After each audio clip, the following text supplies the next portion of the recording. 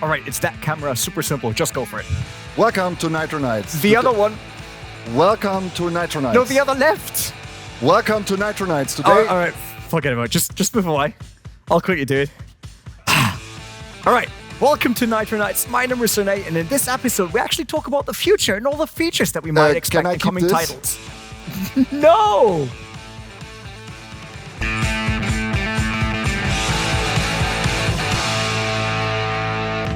The Nitro Nights are back. Welcome to Overtake.gg. My name is Rene, and today we actually try to take a look into the future of sim racing. What there might be out for us, what can we expect from future titles, now that there's a huge lineup of titles that we expect to hit the market somewhere between now and maybe never, depends on how long they take to develop, right? There's Assetto Corsa 2, there's Rennsport.gg, maybe even R-Factor 3 or a BTCC title along the line.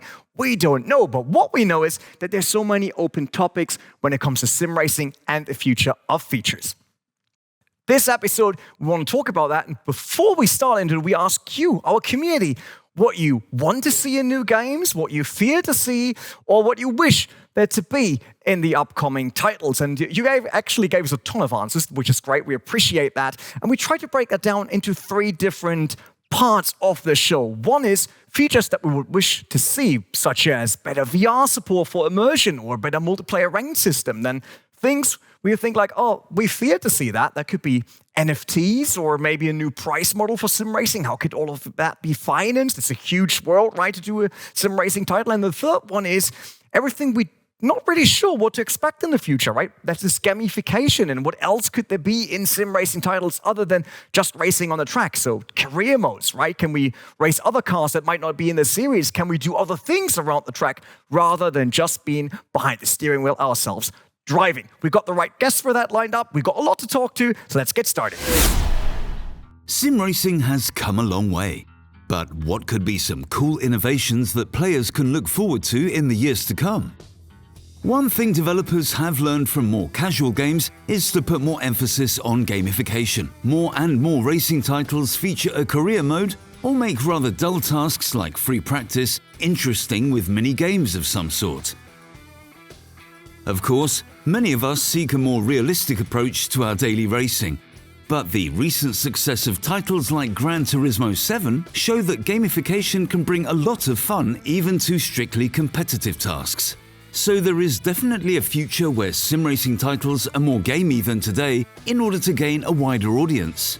Especially in terms of online competition, sim racing titles can learn a lot from other video games in totally different genres. A ranking system like that of Valorant or League of Legends could be useful to maintain long-term motivation. Another branch of future features could be NFTs in sim racing. R-Factor 2 has already announced its own NFT series, and games like Rennsport are teasing with something called digital ownership. NFT is short for non-fungible token and describes a piece of content such as a video, picture, or audio recording that is uniquely bound to one person. This is doable thanks to the blockchain technology NFTs are based on. Think of Bitcoin as an example of that. In sim racing, this could mean liveries, tracks, and even whole cars that are owned by one player and can be sold on in the marketplace. Even though digital content has been the center of a lot of criticism, many companies see a big future in the crypto space, and as such, sim racing could in future be part of an NFT heaven. In our Nitro Nights episode, the guest list is quite long this time because there's so many topics to talk about. We will actually have Liam Mather from EA and Codemasters to talk about all things of future sim racing or maybe even the price model. Then we also talk to Marco Massarutto from Kunos Simulazioni about what he sees in the future of sim racing. But we start off with everything about multiplayer ranked system and all the fun we can have with other drivers out there on the track. And for that, I'm super happy to welcome Björn from Fuel Motorsport to our couch, kinda, in the studio. Björn, for all the people out there that might not know LFM, like Low Fuel Motorsport or you, give us a quick overview. At first, thanks for the invitation here. In a short sentence, LFM is a platform for competitive daily racing. It is for ACC, for Assetto Corsa Competizione, and we created an own ranking system, an own safety rating, and I think one of our key features is our reporting system. Okay, that's 3 big things already in a multiplayer system. Yeah. But maybe we should start off with, why did you have the need to actually do that? Because normally, everything you list, I think, should be kind of in the game, shouldn't it? There was nothing. There was nothing before. Boris, the creator of LFM, I'm the co-founder of LFM, said, I missed something. I missed something which other sims has. And he said, okay, let's do this for ACC. And yeah, he just began to code, just began to write something, and 2 hours later, no, just joking. It's so easy. No problem. So yeah, and now here we are. At first there was, the ranking system, which we call ELO. It is comparable to the iRating in iRacing, I think. So we looked there and see ELO is something which is in chess. So when you are a good racer, you will gain ELO, and when you are not that good racer, you will lose ELO. So everybody is starting with 1,500 ELO. And yeah, as I said, when you're a good racer, you gain ELO. When you're a bad racer, you lose ELO. So I can now finally bring all the sentence I learned in League of Legends, like stuck in ELO hell, to ACC racing. That's that is good. But there is a ranked system in ACC for built into the game already. A safety rating, not similar to what iRacing has, but it's a first start. But when we look at the feature list of sim racing titles in general, and to be honest, we had that tons in the comments, and I see that on Facebook or Discord every day, people talking about ranked systems and what they wish. Is that what you think? It's the new core that every future sim needs to have? Yes. Actually, of course, it has to, because let's be honest. When you're a racer, you want to compare yourself with other racers from all over the world. And therefore, you'll need a ranking list or something like that. And a game or a sim racing without a ranking list is, I think there's missing something, you know? Everybody wants to be the best in the world. And this is what we brought to ACC, yeah. You said that kind of did it in 2 hours. Obviously, that was a joke. It's not the truth, but you guys created it for ACC. Yeah. Obviously on limited budget, limited time, maybe even limited knowledge, don't want to judge, but compared to the studio that's behind it, right, and the publisher of such titles, what do you think should be the next step then? Like, either if you have 1 million left, then you could do a new feature, or maybe if Kunos would do it for their next title. What do you think is the next step for online racing then? It's pretty hard to say. I think you have to take care about the community a lot. So you have to see what is the feedback about your system and so on. So you have to adjust a little bit there. And I can't say what is the next big thing until we developed it, I think. So I don't know. I think the key features or the core features are ranked system, are safety rating, because it's not about your skill or your strength. It's about are you a clean racer or a safe racer there on track? So I think this is pretty important, and both mixed together is shown on our platform, and I think this is quite important to compare yourself to other racers from all over the world. Like safety rating and penalties, that is a big topic every single time. We saw that when Gran Turismo Sport brought in own penalty system, right, fully automated. You guys are still doing it manually, right? So you've got a lot of stewards that basically look at something and then decide. But that's not really feasible for a huge title, right? If we talk about millions playing at the same time, do you think there will ever be a chance for a fully automated, proper penalty system then? You have to.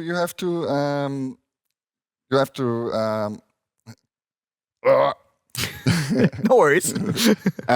It is a difference. Penalty system and safety rating, you know? Safety rating, our safety rating is like incident per corner. So when you're a clean driver, when you're driving laps after lap after lap and don't going off track or don't hit other cars, so then you will have a good safety rating. But when you do a crash or you have an accident with an opponent there, then the opponent is able to report you. So this is a little bit different. Our safety rating is automatically, and The reporting system, there you have to upload a short video after a guideline and some reporting guideline, and then the stewards have a look at it and will decide your penalty. So I don't think that you can do this automatically. So I don't know if the AI is good enough to do this. So yeah. Well, that must be a lot of emails. I mean, we're talking about over 30,000 people on your platform. Yeah. Looks like a normal scam folder. Yeah. Probably like every 2 minutes. Bing, bing. Yeah, it is like that. It is like that. Meanwhile, we have, I think, over 30 stewards who are deciding after the reports. And yes, meanwhile, we have over 12,000 reports, and we are 2 years old. So it's and we know that obviously number. from iRacing statistics, right? They show that as well. They have shown so many reports. Obviously, a lot of people are playing iRacing. So I really wonder if anyone else can do that in a non-subscription model. You know, iRacing is completely different from how we pay as sim racers to be in it. Yeah. If Assetto Corsa or Rennsport.gg, whatever comes next, what they might do to do what you guys did. First of all, we really appreciate your work for the community. I do a lot of daily races. Also, as always, what I was kind of missing compared to mainstream titles like FPS or MOBA, right, where I can just go in and play 6 matches of ranked, then feel bad afterwards for my performance and then go to bed, right? And you guys, and obviously others, there are different platforms out there finally bring that to sim racing. And I think that's an important step for us using it every day. Yeah, it is one of the key features. I think it is the most important feature, because when you behave bad, when you're a reckless and respectless maniac on track. When you always do Monza T1. Yeah. last week we had Monza, and sometimes it was, oh, I don't want to see it. No, please God, no. And yeah, but it happens. That's racing, you know? Sure. But yeah, it's pretty hard. It's pretty hard, but I think it's the key feature. So, that you don't behave like a maniac and going to the next race and behave like a maniac again and again and again. So you will get the perma-ban when you're crashing intentionally here. And that's pretty harsh, I think. That's how it should be, right? But let's go a bit wider then. Let's say, as a really open question, no, always last question, make it as open as possible. If it's not about multiplayer and ranked, so none of the stuff you guys are doing, what do you wish to see in the upcoming sim racing titles? I would like to see more mixed up from sim racing and reality, maybe. More races between sim racers and real racers. Okay. Maybe, or more support from the real racing. Maybe I think they are joking a little bit about sim racing, but yeah, that would be nice to see when there are more big companies, big foundations are working together to make it great. Yeah, but what will this be in concrete then? That doesn't sound like a feature I can put into the game, right? Yeah. So what do you wish to see next time you launch AC2, Rennsport.gg, whatever it is, and you see the main menu? What's new there? What do you want to see as a feature? Oh, that's a pretty tough question, because that's why you're here. I think I don't know if it's but everything what LFM has, I want to see. And sorry, but it is like that. Everything what LFM has, I want to see in big titles, so that you have a clean community, that you're able to give feedback, that it is quite clean and good racing. You know, mistakes happens, so it's no problem. We don't talk about it. So it's of course, but yeah, it's a kind of how to work with the community and how to give something back to the community. But yeah, I can't say any concrete feature there. It's fine. I just wanted to figure out. It's good to hear. Obviously, we have to wait a bit until when's the next title coming on. We don't know yet, because we don't know when AC2 is coming out. Yeah. No one knows when BTCC, if it comes out, right? R-Factor 3 is not on the list of anyone. Rennsport.gg also didn't give us a date, right? They only said like there is something coming. So yeah, maybe we'll see LFM. Or you will see the next video on Overtake or GB like, we know what happens to LFM next. They get bought by X. That will be our next video. Thanks, Björn, for joining us here in the studio. And we wish you good luck with whatever comes for LFM. Thanks. Thank you, too. Thanks for the invitation. And yeah. stay clean on track, guys. Switching topics and guests as we now head over to talk about immersion, new features, gamification, and all the cool stuff in upcoming racing titles. And for that, we brought onto the line Lee Mather from EA, the Senior Creative Director. And Lee, first of all, thanks for taking the time joining us. Yeah, absolute pleasure. Thank you for having me on. It's kind of risky from you, on an interview, right? There's so many questions I could ask that you might not like, but we won't do any of that because what we want to really hear from you is what's out there in terms of more immersion, next step for racing, either be sim racing or virtual racing. What do you think? What's happening? All right. Over the last few years, so the virtual side of sim racing has really gone through the roof. So when we started out back in 2010 with the Formula One series, everybody was still playing on controllers and wheel and pedal setups were a luxury. These days, wheel and pedals, full sim rigs, motion platforms, and VR are becoming so widely used. And the teams themselves are setting up esports centers to train their drivers with full sim rigs and VR, and it's really exploded over the last few years. Now you already said VR 2 times. VR and the new Formula One game, that's a thing now, right?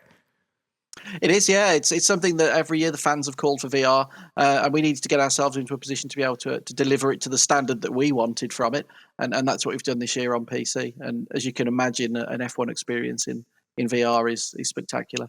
That obviously adds a lot to the immersion of being a Formula One driver and being in those cars. But there's even more, right? It's not just time that we spend on the track. And I always say F1 is a great example when it comes to career modes and stuff we do around racing.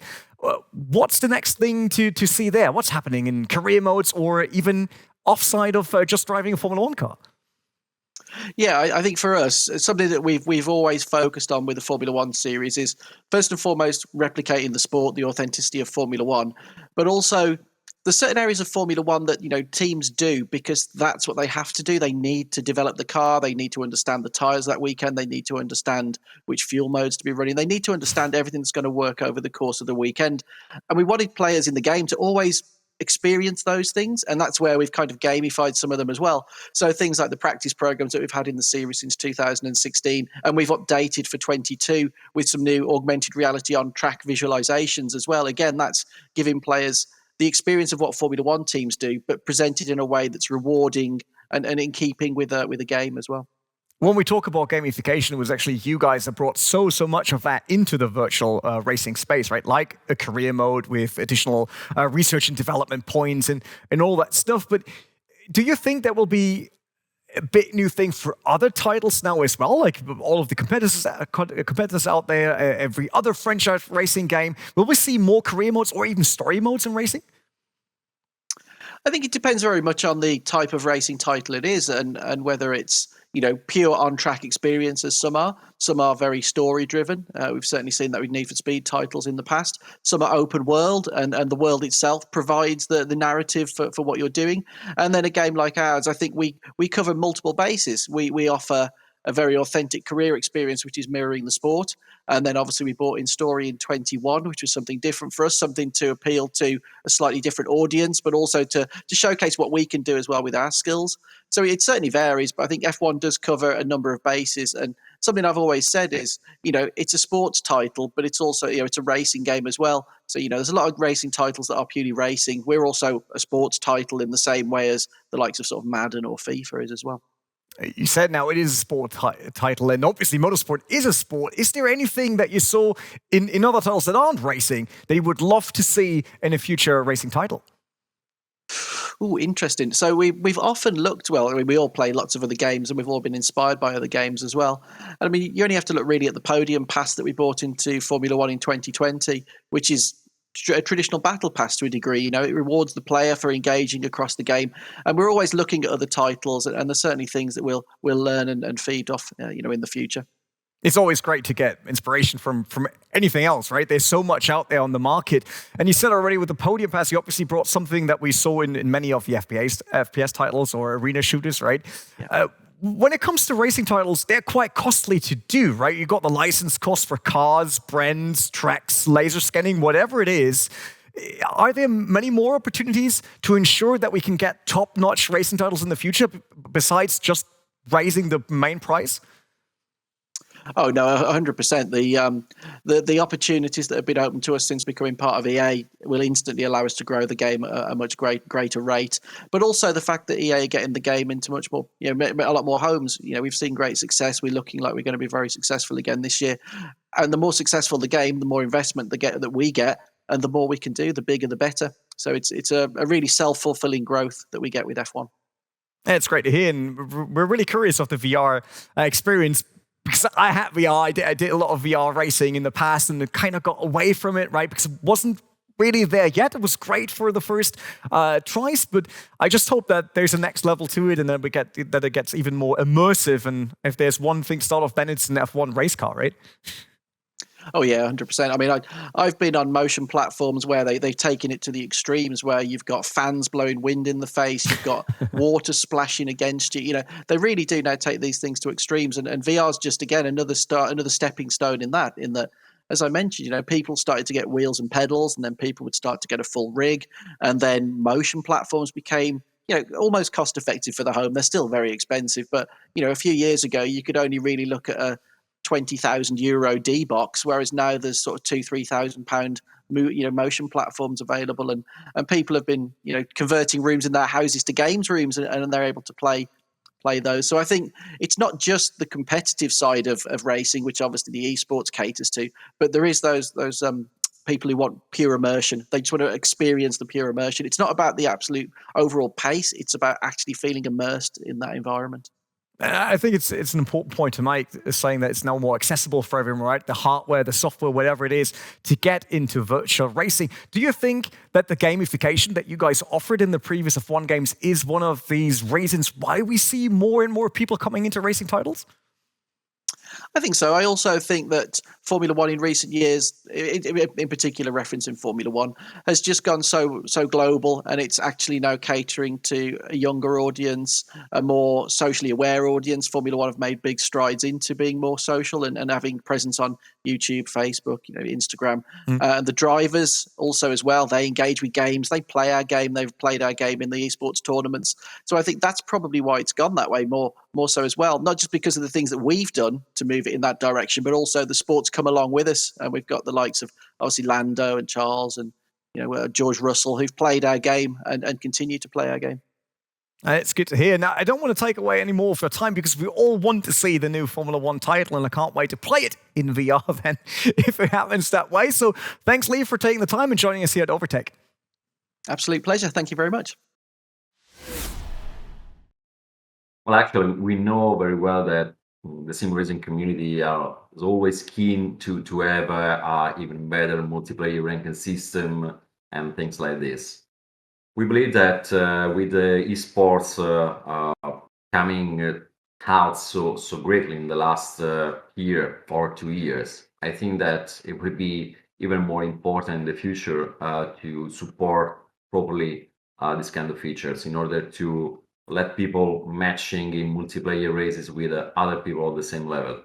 It's not easy because we need to make a system that is very comprehensive so that also the rookies or people that already just start to play with racing games, they can feel they can use a platform that is inclusive and not exclusive. So we'll see. We are already evaluating how it worked with ACC, Assetto Corsa Competizione, in order to improve it even better in the future. Possibly not in Competizione, but in the next Assetto Corsa products. Well, actually, it's not a secret that developing video games is quite expensive, no matter what kind of video game you create.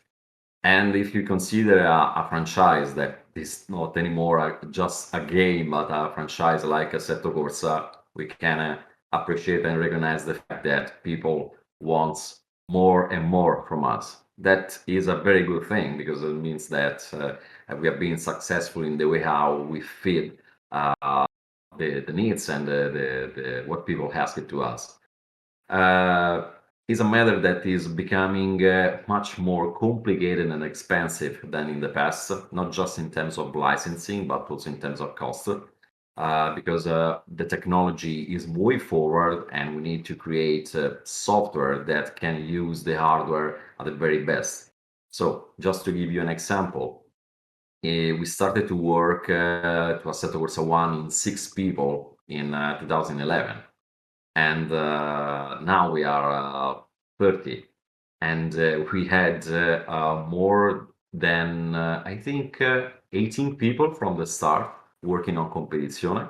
And if you consider that AC1 was made using our own engine that was developed during the development of the game, and in Competizione we used an engine like Real 4 that is made by a team of 100 people. At Kunos Simulazioni, we believe that honestly we would like to keep the business model we have now. Maybe in the future, the video gaming industry could turn into a sort of game as service. We don't know yet if we'll apply this model to Assetto Corsa, but I think that just asking a reasonable amount of money for the game, for the base game, and then creating DLCs and free content can keep the game alive for years. And we know that people would like to get any additional content for free. If we want to support the game without any kind of subscription for years, we need to raise money to produce other content.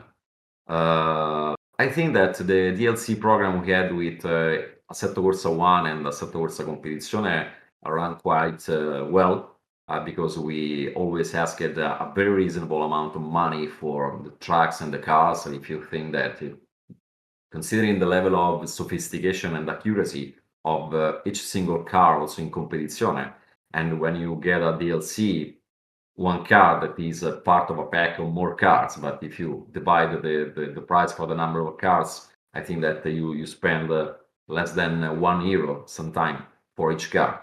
It's a ridiculous amount of money.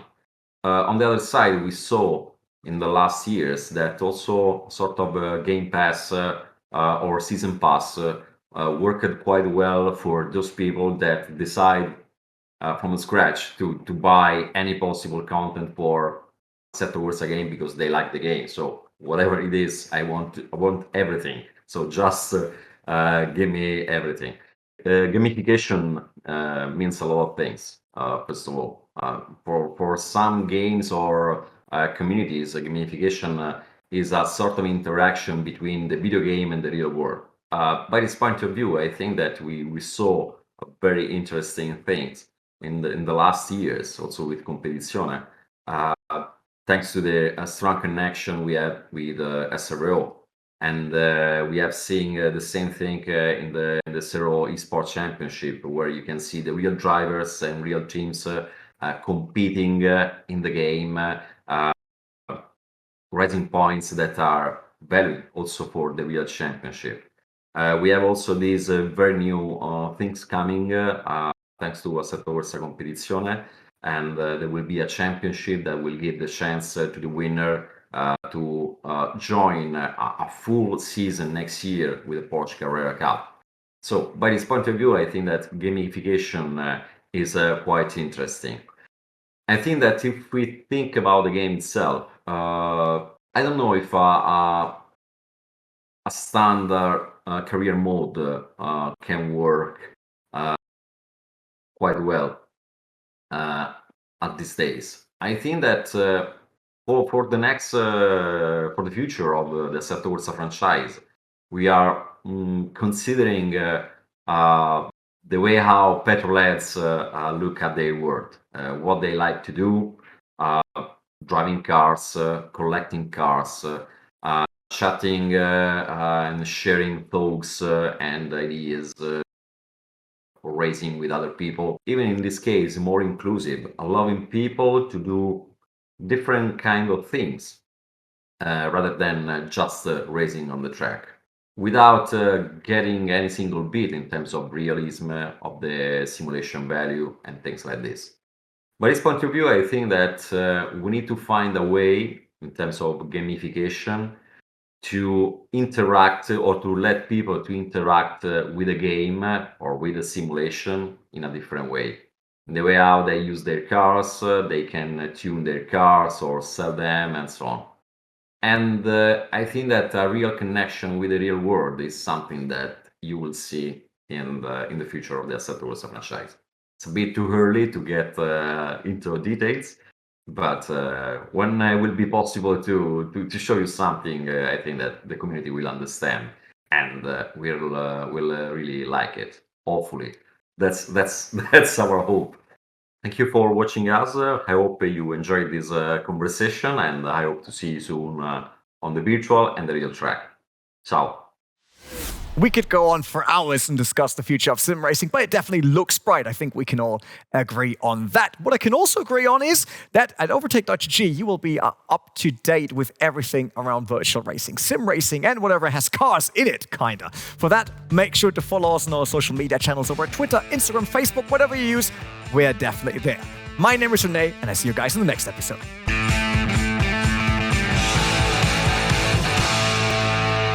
Not enough Overtake content for you yet? Then don't worry, there are plenty more videos on our channel. Why not check out, for example, our last Nitro Nights episode where we talked about all things rain and sim racing. Is it cool? Is it not? And how hard is it really? If you want to look for something else, then check out this video where we talk about the future and what might be in store for Assetto Corsa Competizioni.